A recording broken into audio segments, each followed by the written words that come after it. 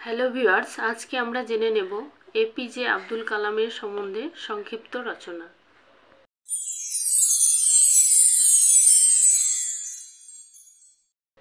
APJ Abdul Kalam. যদি তুমি সূর্যের মতো উজ্জ্বল হতে চাও, তাহলে নিজেকে আগে সূর্যের মতো দগ্ধ করো। আব্দুল কালাম। ভূমিকা: গত শতকের প্রথমার্ধে তামিলনাড়ুর রামেশ্বরমের এক প্রত্যন্ত গ্রামে এক মা তার 7 ছেলে মেয়ের জন্য শুধু ভাত রাঁধতেন, কিন্তু ছোট ছেলেটির জন্য তৈরি করতেন কয়েকটা রুটি, যাতে পড়ার সময় তার খিদে না পায়। নামমাত্র পুঁজি থেকে কিনতেন কেরোসিন তেল, যাতে ছেলেটির রাতের পড়ায় ব্যাঘাত না ঘটে। আর স্বপ্ন দেখতেন যে তাদের বাড়ির কাছে আছে যেই বঙ্গোপসাগর, সেই বিশাল সমুদ্রকেও ছাপিয়ে যাবে তার ছেলেটির নামডাক। সমুদ্রের কোলে ঘেঁষে ছোট একটি গ্রামে লালিত সেই স্বপ্নেরই নাম আবুল পাকির জয়নুল আবদিন আব্দুল কালাম। ছেলেবেলা: 1931 সালের 15 অক্টোবর কালামের জন্ম হয়েছিল রামেশ্বরমের এক অত্যন্ত দরিদ্র পরিবারে। তার বাবা জয়নুল আবদিন ছিলেন একজন সাধারণ মৎস্যজীবী। হিন্দু তীর্থযাত্রীদের নিয়ে রামেশ্বরম এবং ধনুষকোডির মধ্যে নৌকা পারাপার করেও তিনি অর্থ উপার্জন করতেন। এই অভাবের সংসারে কালামকে স্কুলে পড়ার সময় কিছু অর্থ রোজগারের জন্য বাড়ি বাড়ি কাগজ বিক্রি করতে হতো। উচ্চশিক্ষা: রমানাথপুরম মেট্রিকুলেশন স্কুলে বিদ্যালয় শিক্ষা শেষ করে কালাম ভর্তি হন তিরুচিরাপল্লীর সেন্ট জোসেফ কলেজে। 1954 খ্রিস্টাব্দে সেখান থেকে স্নাতক হয়ে তিনি যান চেন্নাইয়ে।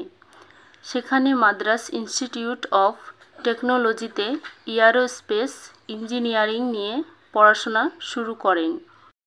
কর্মজীবন: 1960 খ্রিস্টাব্দে Abdul Kalam defence research and development অর্গানাইজেশনের অধীনস্থ অ্যারোনটিক্যাল ডেভেলপমেন্ট এস্টাবলিশমেন্টে একজন বিজ্ঞানী হিসাবে যোগ দেন। এই সময়ে তিনি ভারতের প্রবাদপ্রতিম মহাকাশ বিজ্ঞানী বিক্রম সারাভাই, অধ্যাপক সতীশ ধাওয়ান প্রমুখের সান্নিধ্যে আসেন। 1963 থেকে 1964 খ্রিস্টাব্দে মাত্র একবারই কালাম গিয়েছিলেন মার্কিন মহাকাশ গবেষণা কেন্দ্র নাসায়। 1969 খ্রিস্টাব্দে আব্দুল কালাম যোগ দেন ইসরোতে। প্রথম ভারতীয় মহাকাশ উৎক্ষেপণ যান এসএলভির প্রকল্প অধিকারিক ছিলেন স্বয়ং কালাম। কৈশোরে বিমান চালক হওয়ার স্বপ্ন দেখা আব্দুল কালাম হয়ে উঠেছিলেন ভারতের মিসাইল ম্যান। ভারত সরকার তার নেতৃত্বেই 80-র দশকে সংহত ক্ষেপণাস্ত্র উন্নয়ন পরিকল্পনা গ্রহণ করে। অগ্নি, পৃথ্বী ইত্যাদি তারই সফল সৃষ্টি।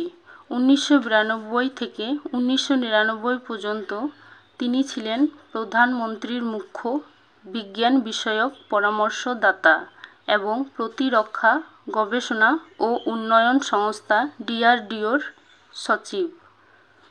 ভারতকে পরমাণু শক্তিধর দেশে পরিণত করেছিল যেই পোখরান বিস্ফোরণ, তারও মূল কারিগর ছিলেন তিনি। তার আত্মজীবনী উইংস অফ ফায়ার-এ প্রকাশিত হয় 1999 খ্রিস্টাব্দে। তার অন্যান্য রচনাগুলির মধ্যে উল্লেখযোগ্য হল India 2020, ignited minds, mission India, inspiring thoughts প্রভৃতি। রাষ্ট্রপতি কালাম: 2002 খ্রিস্টাব্দের 25 জুলাই পরবর্তী 5 বছরের জন্য আব্দুল কালাম ভারতের একাদশতম রাষ্ট্রপতি হিসেবে শপথ গ্রহণ করেন। তিনি প্রথা ভেঙে রাষ্ট্রপতি ভবনের দরজা খুলে দিয়েছিলেন সকলের জন্য, বিশেষত বাচ্চাদের জন্য। শিক্ষক কালাম: শুধু বিজ্ঞানী নন, কালাম ছিলেন আদর্শ শিক্ষকও। তাই রাষ্ট্রপতির মেয়াদ শেষ করে কালাম ফিরে যান অধ্যাপনায়। শিলং, ইন্দোর এবং আহমেদাবাদের ইন্ডিয়ান ইনস্টিটিউট অফ ম্যানেজমেন্ট, ভারতীয় মহাকাশ গবেষণা কেন্দ্র, বেনারস হিন্দু বিশ্ববিদ্যালয়, আন্না বিশ্ববিদ্যালয়ে অতিথি অধ্যাপক হিসেবে তিনি নিয়মিত পড়াতেন। 2015 এর 27 জুলাই শিলংয়ের এক শিক্ষা প্রতিষ্ঠানের মঞ্চে বক্তৃতাকালে হৃদরোগে আক্রান্ত হয়ে প্রয়াত হন আবদুল কালাম। পুরস্কার ও সম্মান। ভারত এবং ভারতের বাইরে 40টি বিশ্ববিদ্যালয় থেকে সাম্মানিক ডক্টরেট উপাধি পান।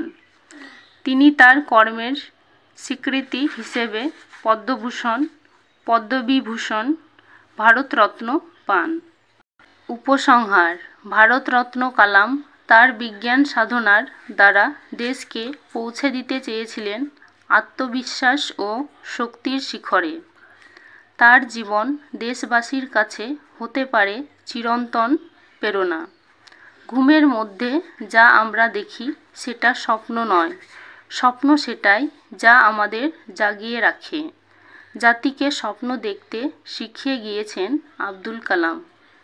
এছাড়াও ডক্টর এপিজে আবদুল কালামের সম্বন্ধে 10 লাইনের ভিডিও রয়েছে আমার চ্যানেলে। সেটির লিঙ্ক এই ভিডিওর ডেসক্রিপশনে দেওয়া থাকবে, তোমরা সেখানে গিয়েও দেখে নিতে পারো। সবাইকে অনেক ধন্যবাদ।